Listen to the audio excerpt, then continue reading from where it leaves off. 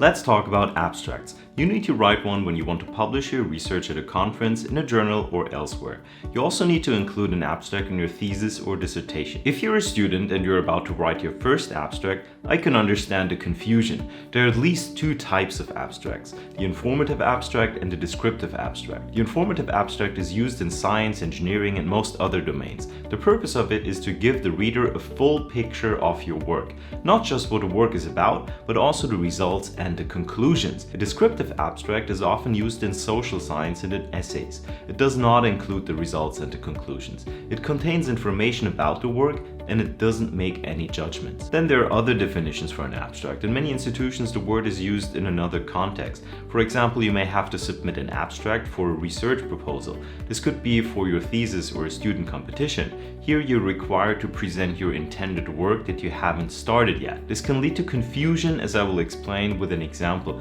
Just to be clear, I will talk about informative abstracts in this video. Informative abstracts have a straightforward structure. I will go through each part today. Before I do that, I want to talk about the confusing part that I had mentioned earlier. There is one thing I found many students love to do. They love to submit abstracts to conferences with only their research idea.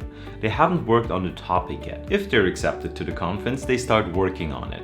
I've seen that several times. Again, let's look at the structure of an informative abstract. How can you write about your results and conclusions if the research hasn't been concluded yet? It's totally normal that scientists publish intermediate results. The research doesn't have to be fully complete yet. Some results may still be pending by the time you submit the abstract. However, there should be some findings or expected results and not just an idea. It so often happens that conference organizers accept incomplete abstracts because they want more paying participants. An abstract for a thesis or dissertation should fit on one page and have roughly 300 words. The word limit can be 150 words or less for many scientific journals and conferences. If you submit an abstract, make sure to check if there are any specific requirements. The abstract is usually the last part you write. If you want to know where to exactly place the abstract in the thesis, please check out my video in which I discuss the table of contents of thesis. I will walk you through the structure of the abstract using an example. I picked an example from one of the latest issues of the Nature magazine.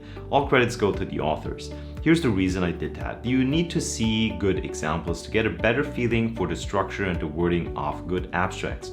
Nature is among the magazines with the highest impact factor. It has very high standards. Let's say you're an engineering student. Most abstracts you see are written by engineers for conferences with low impact factors. I'm not gonna lie to you, many abstracts aren't written that well and aren't reviewed properly. I simply don't want you to take those as an example. There are of course great engineering journals with high standards. If you want to see good examples as an inspiration, browse through the best journals in the engineering world. Let's have a look at the first part of the abstract. You can pause any time to read it. The first sentences describe the problem. They directly or indirectly describe the motivation for their research. The problem seems to be that global environmental change facilitates spread of diseases from animals to humans.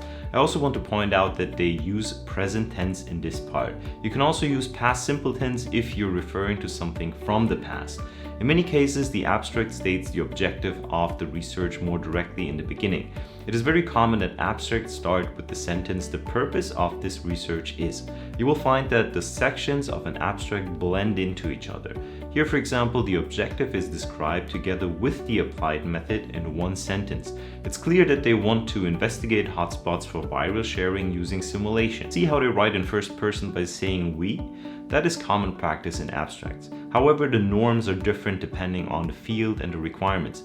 Check examples or ask your supervisor if first person or passive style is preferred for your case. The results are summarized in the third part. You can write this part in present or past simple tense. The last part is the conclusion. It is closely connected to the problem statement and it often includes a recommendation. You can do a lot more to improve your abstract by improving your writing style.